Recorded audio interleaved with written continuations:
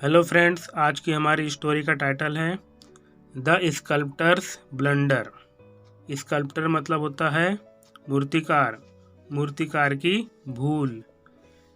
In a competition a sculptor began making statues of the same kind. एक competition में मूर्तिकार ने शुरू किया बनाना प्रतिमाओं को समान प्रकार के। He wanted to make 10 of the same type. वह चाहता था बनाना सेम प्रकार के 10 मूर्तियों को। ठीक है। When he finished making 9 statues, he thought to himself, I will not make 10 statues, but instead I will stand with the statues. जब उसने फिनिश कर दिया बनाना 9 स्टेचूज, मतलब कि 9 जो प्रतिमाएं थी, 9 मूर्तियों को बना के उसने फिनिश कर दिया। अब वो सोचता है कि खुद के लिए कि वो सोचता है कि आई विल नॉट मेक, मैं नहीं बनाऊंगा 10 स्टेचू, लेकिन बजाय इसके मैं क्या करूंगा, I will stand with the statue, मैं भी खड़ा हो जाऊंगा स्टेचूज के साथ। Nobody will be able to recognise me, कि कोई भी जो है ना वो सक्षम नहीं होगा मुझे पहचानने के लिए। मैं जब मूर्तियों के साथ खड़ा हो जाऊंगा तो कोई भी मुझे पहचान नहीं सकेगा, ऐसा वो सोच रहा है।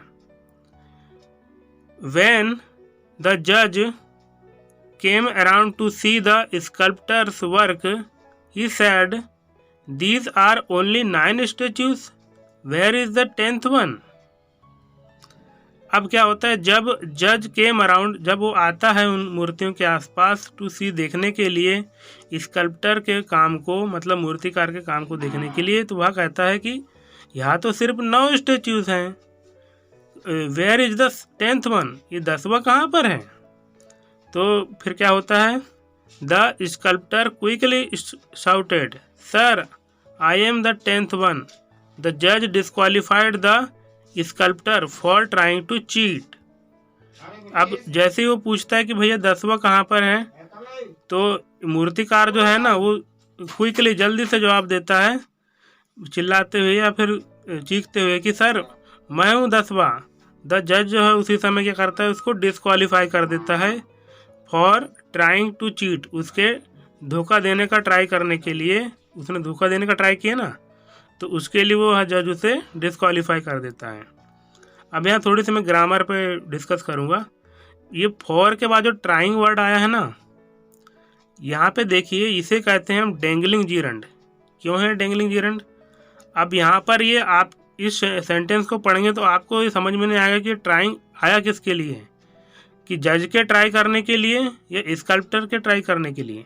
हालांकि सेंस से हमको पता चल रहा है कि मूर्तिकार स्कल्प्टर के लिए है, लेकिन ये एक्चुअल में जब मान लीजिए ये पूरी स्टोरी नहीं रहती तो आप कभी भी अंदाज़ा नहीं लगा सकते थे कि ट्राइंग जीरंड किसके लिए यूज किया गया है। तो इस स्थिति से बचने के लिए यहाँ पर ये होना चाहिए था, द जज disqualified the sculptor for sculptors trying. इसका जो है ना पसेसिव फॉर्म में आना था, इसका सब्जेक्ट बन करके, या फिर इसकी जगह हम हीज यूज कर सकते थे, for he's trying to cheat.